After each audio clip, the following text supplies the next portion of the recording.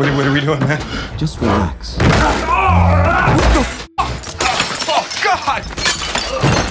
Please don't get up. Please don't get up. Sam, he's got a knife! Sam! We have a knife too. You're trying to piss him off? Okay. Stop him!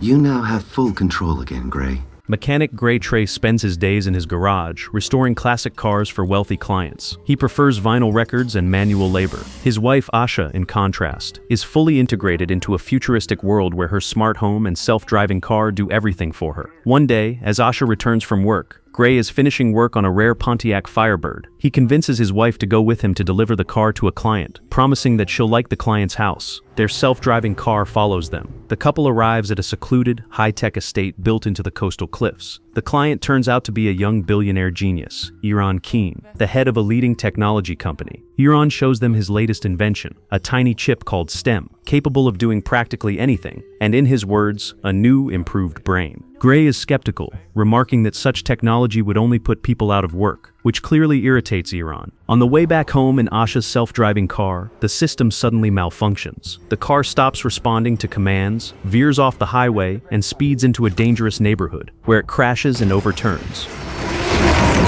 There has been an accident. Please remain seated. Emergency services have been contacted.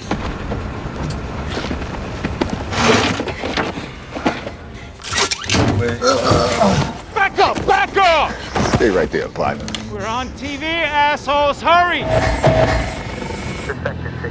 Hey, what are you doing? Put your mask back on! Wallet, take her cards, okay? You can have it all. Don't you fucking touch it! You look at me and see a real piece of shit on your shoe, don't you?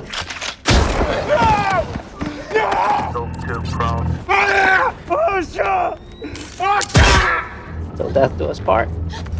I can't get to you. I can't move. Stay with me, okay? Look at me, honey. I'm right here, okay? I'm right here. No, Asha, no, please. 3 months later, Gray is a quadriplegic, completely paralyzed from the neck down. His mother, Pam, takes him to the police station, where they meet with Detective Cortez, the lead investigator on the case. She informs them that despite the presence of surveillance drones, they have no suspects, as the criminals likely use technology to obscure their faces. Gray, crushed by his helplessness, expresses his contempt for the technology that failed to help catch the killers. Back home, he falls into a deep depression and tries to get the automated system to administer a lethal dose of medication, but it refuses. Eron visits him in the hospital, offering him a chance to walk again by implanting the STEM chip. Eron explains that the chip will reconnect his brain and body, but the operation must remain a closely guarded secret. Gray, no longer wanting to live, refuses, but Eron convinces him that Asha would have wanted it. Gray agrees. In Eron's secret lab, Gray undergoes the surgery to have the chip implanted. After the surgery, Gray, with difficulty, begins to move his hand and walk on his own, fully regaining control of his body. Back home, Gray starts to adjust to his new condition. Suddenly, STEM speaks to him, offering to help with the investigation. May I point something out? Okay, who's saying that? I am STEM, the system operating your body for you. Don't be afraid. Fucking kidding me? I've gone insane. Do you have to talk? If you don't want me to, I will not. Okay, yeah, don't talk. So I'm not insane? You can talk again. No, you are not insane. Wait, can anybody else hear you? No, only you. I'm sending sound waves to your eardrum. Can you read my mind? No, I can only discern speech when you talk out loud. May I point something out? In the drone surveillance footage. Can't you see it? See what? The man who shot your wife. There's no gun in his hand. She was shot. That means he had a gun. A gun implanted inside his hand. Freeze the screen at the moment he fires. The man who took Asha's purse in the left of frame. There is a marking on his wrist. I don't see it. I do. I've rebuilt the image. With your permission, I can show you. Just relax and let me draw.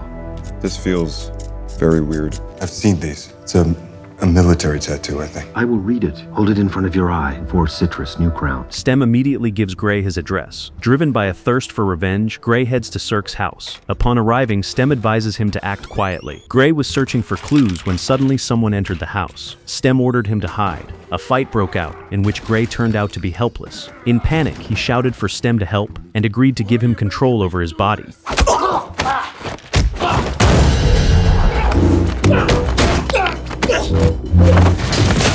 What are we doing, man? Just relax. What the f***? Oh, God! Please don't get up. Please don't get up. Sam, he's got a knife! Sam! We have a knife too. You trying to piss him off? Okay. Stop! Stop him! You now have full control again, Gray. I advise that you remove any traces of your presence here. That also means cleaning up the vomit in the sink. Detective Cortez arrives at the morgue, where the medical examiner shows her Cirque Brantner's body. The examiner explains that he discovered wiring embedded in the victim's tendons, as well as computer implants throughout his chest. Moreover, a functioning pistol with a biomechanical loading mechanism was built into Brantner's muscles. Cortez asks about a boot print found at the crime scene, and the examiner reports that old-fashioned motor grease was found on it. Meanwhile, Eron informs Gray that he can track him and reproaches him for compromising the secrecy of their operation. He warns that if the authorities learn about STEM, it will be removed from his body, and Gray will be confined to a wheelchair for life. When Gray reveals that STEM is speaking to him, a visibly alarmed Eron instructs him to stop his detective work and be a model patient, letting the implant do only what it was designed for. Cortez reviews drone footage and spots Gray at the crime scene. She adds him to the list of suspects. However, his official status as a paralyzed quadriplegic creates a logical contradiction for her. Later, Cortez visits Gray's house, pretending she wants to buy one of his cars, and discreetly checks the sole of his boot. Cortez reveals that she knows he was present near Brantner's house on the day of the murder. Gray uses his disability as an irrefutable alibi. With no direct proof of his involvement, Cortez leaves. Gray heads to the underground bar, Old Bones. STEM warns him of the danger, but Gray ignores it. At the bar, he orders whiskey. He then draws everyone's attention, declaring he's looking for his wife's killers or anyone who knew Cirque, provoking laughter. A man named Tolan steps up, threatening Gray, who claims Tolan killed Cirque. Tolan and his men drag him into a back room and throw him on the floor. STEM tells Gray he'll block the pain receptors. Tolan stabs Gray's leg, but he doesn't react, pressing Tolan about the murder. After more stabs, Tolan finds a spot on Gray's neck where he feels pain. Finally, Tolan admits he was there. Convinced, Gray allows STEM to take control of his body. Yeah, I was. STEM, you can take over.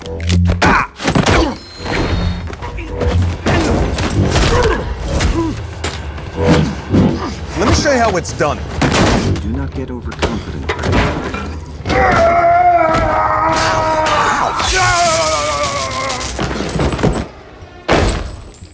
Gray interrogates Toland but hesitates to use violence. STEM then offers to take control. Once granted permission, STEM brutally tortures Toland. Under torture, Toland confesses that Asha's murder was a hit and names the client, Fisk. Afterward, Gray spots an item on Toland with the logo of Cobalt, the company where Asha worked. At that moment, STEM informs Gray that its creator, Eron, is attempting to shut it down remotely. To avoid paralysis, they need to find a hacker named Jamie, and STEM dictates the address to Gray. It urges Gray to hurry, explaining that as soon as it shuts down, a security team from Vessel will arrive to retrieve them. En route, STEM begins to shut down, and Gray gradually loses control of his body. He struggles to reach the correct building, knocks on the door, and then collapses. The door is opened by the hacker, Jamie, who takes his money and pulls him inside. Meanwhile, Fisk arrives at the bar. He connects to Tolan's implant and learns the address where Gray went. Fisk deals with the bartender and heads after Gray. Jamie connects her laptop to Gray's implant and manages to remove the protection, but the reboot will take time. At that moment, on a security monitor, she sees Fisk and his men entering the building. She abandons Gray and leaves.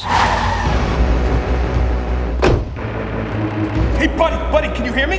Hey. STEM, wake up. Come on!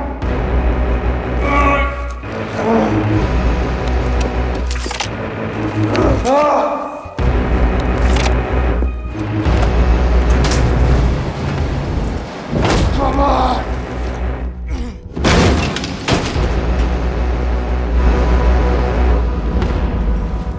Now that's how you looked when I saw you last.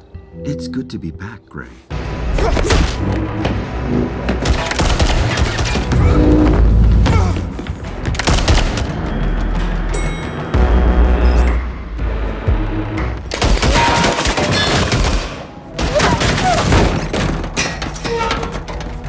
There is nowhere left to run. I'm going to end this quickly.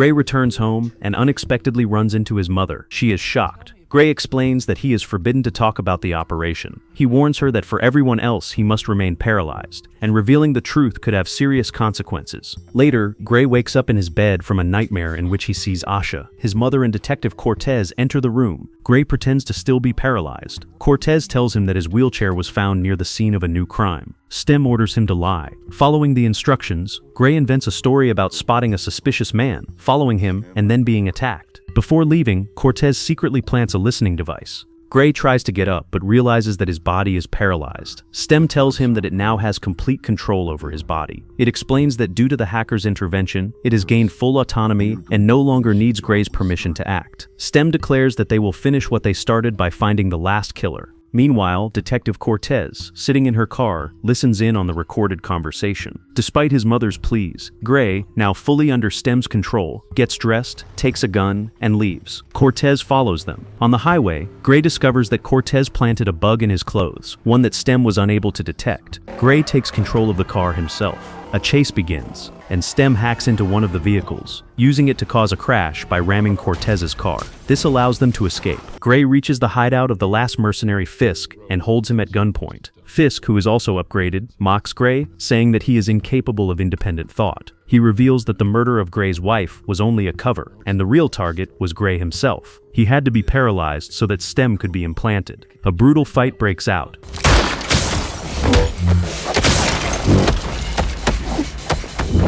Nanobots, help Gray.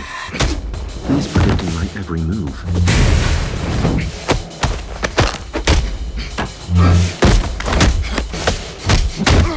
Stem. We have exhausted all tactical options. Still working the bugs out, huh? That's the problem with new technology. Do something, Gray. Goodbye. Circa Brantner. We shoot, brother. How long did you have to carry that junkie on your back? Well, I solved your problem for you. Yeah, split him open. It took forever, because you wailed like a little baby. There's no soldier that day.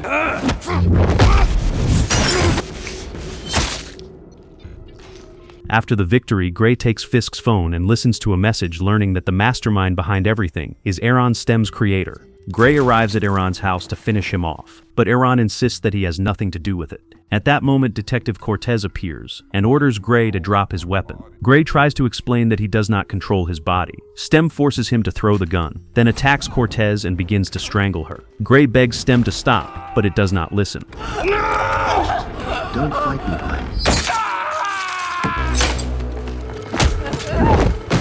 Summoning his last strength, Gray fights for control of his hand and asks Cortez to use her taser. She manages to disable Stem for a short moment. Eron, who has been watching the events, reveals the truth. It was not him but Stem itself that orchestrated the attack in order to find the perfect host, a man without cybernetic implants. Eron was nothing more than a pawn. Stem's true goal was to break Gray's mind completely and take full control of his body. Is that you? Put the gun down, Eron.